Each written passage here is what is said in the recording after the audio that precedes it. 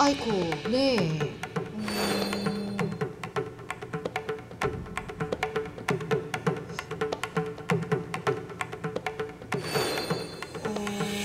이게 지금 트럭이 적재물이 높이 쌓여 있어가지고 닿아서 저렇게 끼인 건가요? 어떤 상황이죠, 저게 지금?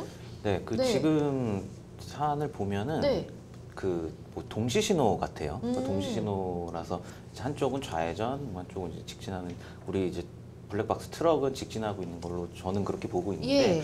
보면 지금 저 앞에 있는 저 트럭에 아. 지금 포크레인이 지금 실려 있어요. 예, 그 예. 포크레인이 이제 뒤로 툭 튀어나왔는데, 그 부분이 아마 포크레인 높이가 굉장히 높기 때문에 그러게요. 그게 이제 교량에 걸리면서 이제 차량이 급정거를 하게 된 그런 상황으로 보이고요. 교량하고 충돌하면서. 아, 그렇군요. 예. 그런 상황인 걸 이제 김 변호사님 설명해 주셨는데 두 분은 과실 비율을 좀 어떻게 책정하고 계신지 궁금합니다. 이번에는 블랙박스 측 상대방 측이라기보다는 좀 앞차량, 뒷차량 네, 이렇게 앞뒤. 표현을 하는 게 좋을 것 같거든요. 자, 과실 비율 적어주셨으면 한번 들어볼까요?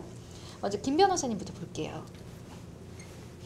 앞차량의 과실이 70, 뒷차량이 30 정도다라고 보셨고요. 우리 하서정 변호사님은 앞차량이 40, 뒷차량이 60이다라고 하셨습니다. 두 분 의견이 상당히 좀 반대로 갈린 것 같습니다. 그래서 내용이 더욱더 궁금해지는데요. 김 변호사님 의견부터 한번 들어보겠습니다. 네, 일단은 좀 굉장히 좀 특이한 사안인 것 예. 같아요. 예, 이런 거 흔히 볼 수 없는 그런 사안인데, 그 설명드렸듯이 일단 직진 차로에서 앞에 가던 화물 차량이 그 적재돼 있던 포크레인 높이 때문에 이게 교량에 탁 걸리면서 급정거를 하게 된 상황이고, 예. 이 뒤에 있던 포터 트럭으로 보이는 이 트럭이 이제 충돌을 한 그런 사안으로 보여지고요. 여러 가지 이제 법정 쟁점들이 우선 좀 나올 수 있을 것 같아요. 뭐 여기서 사람이 다쳤는지, 또 이걸 또 과실을 해서 뭐 형사처벌 가능성도 있고, 여러 가지 네. 법적인 쟁점들이 다양하게 나올 것 같은데, 네. 일단 과실에서만 한번 따져보려고 해요. 근데 음. 이 과실이라는 거에 대해서 굉장히, 과실이 도대체 뭐냐 이런 질문들을 상담을 하다 보면 굉장히 많이 받는데, 예. 이번 기회에 뭐 그런 얘기를 해보는 것도 좀 좋을 것 같고, 과실은 쉽게 얘기해서 부주의라고 보시면 됩니다. 네. 부주의고, 내가 충분히 예측 가능했던 상황인데 이거를 부주의하게 해서 어떤 사고를 일으켰다.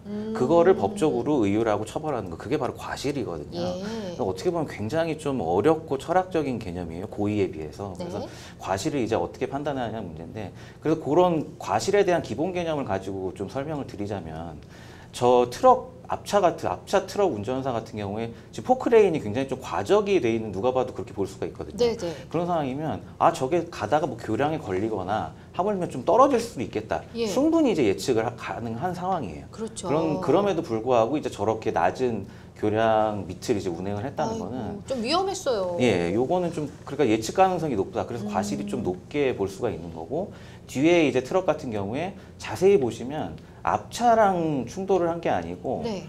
충돌하는 순간 튀어나온 포크레인을 지금 들이받고 있거든요. 그러니까 예, 앞차랑 예. 사실 충돌을 한 것도 아니에요. 그러네요. 예, 화물하고 충돌을 했다고 그쵸? 보니까. 그러니까 물론 뒷차도 전방 주시 의무가 있고, 일반적으로 뭐 뒷차가 앞차를 들이받으면 뒷차 책임이 크다 하는데, 네.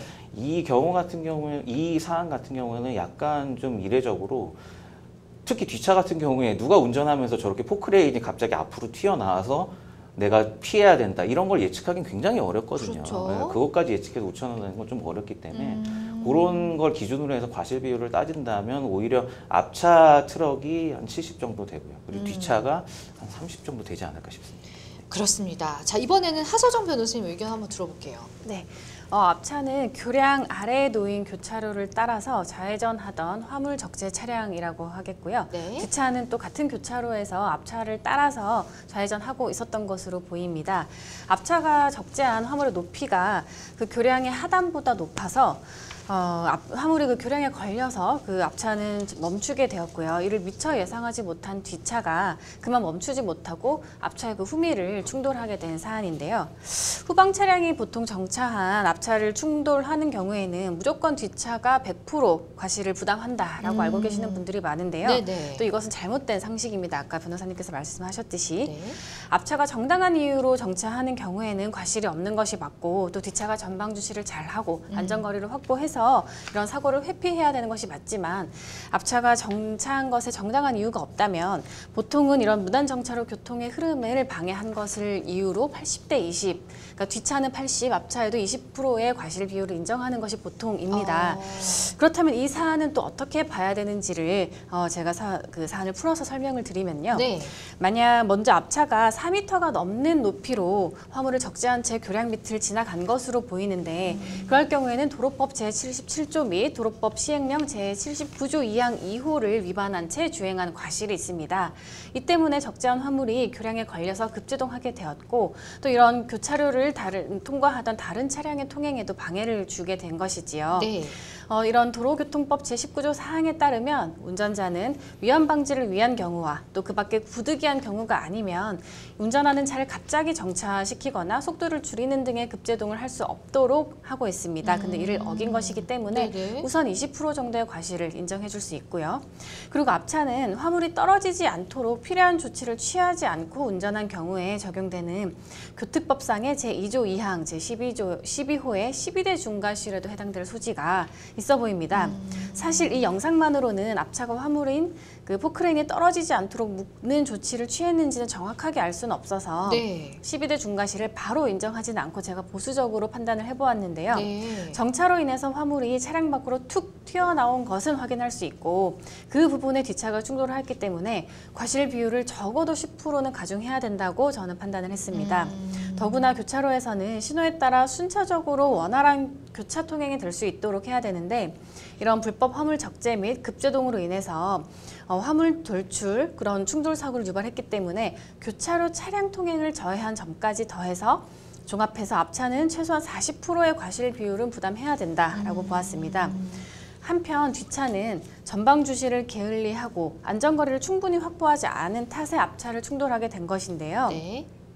도로교통법 제19조 제1항에서는 같은 방향으로 가면서 앞차의 뒤를 따르는 경우에 앞차가 갑자기 정지하게 되더라도 그 앞차와의 충돌을 피할 수 있는 거리를 확보하라고 명령하고 있기 때문에 뒷차의 과실을 과소하게 인정해서는 안 될 것입니다. 네. 다만 그 안전거리 확보가 교차로의 통행 흐름상 다른 차량의 통행에 방해를 주어서는 안 될 것이기 때문에 앞차량의 그 화물이 교량에 걸려서 멈추는 것까지 예상할 수 있었거나 또 그걸 피할 수 있었다고 보이지는 않아서 60%를 넘는 과실은 없을 것이라고 판단하였습니다. 네. 그래서 저는 앞차 40, 뒷차 60의 비율로 과실 비율을 인정하였습니다. 그렇군요.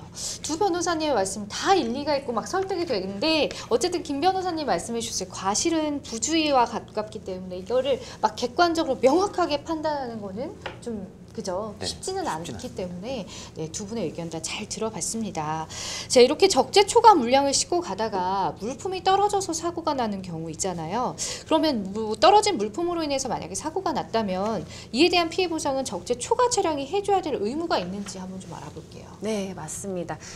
도로교통법 제39조 4항에 따르면 모든 차의 운전자는 적재한 화물을 떨어지지 않도록 덮개를 씌우거나 묶는 등의 필요한 조치를 하도록 되어 있고요. 또 네. 이걸 어길 때는 아까도 말씀을 드렸듯이 12대 중과실에 해당될 만큼 아주 중하게 처분하고 있습니다. 그래서 만약에 이런 사고로 인해서 사고가 발생한 경우에는 피해자가 만약에 처벌 불원 의사를 제출하거나 또 종합보험에 가입되어 있다라도 형사처벌이 되고 있거든요. 그러니 이런 화물 적재한 차량의 이런 불법 적재로 인해서 사고가 발생한 부분에 대한 것은 반드시 손해배상을 할 책임이 있게 됩니다. 네, 그렇습니다. 자, 오늘 블랙박스 저희가 좀 살펴봤는데요. 블랙박스는 개인적인 변호사님들의 견해일 뿐 실제 사고 판단과는 또 다를 수 있다는 점 기억해 두시기 바랍니다. 여러분은 지금 생방송 법률 상담과 함께하고 계십니다.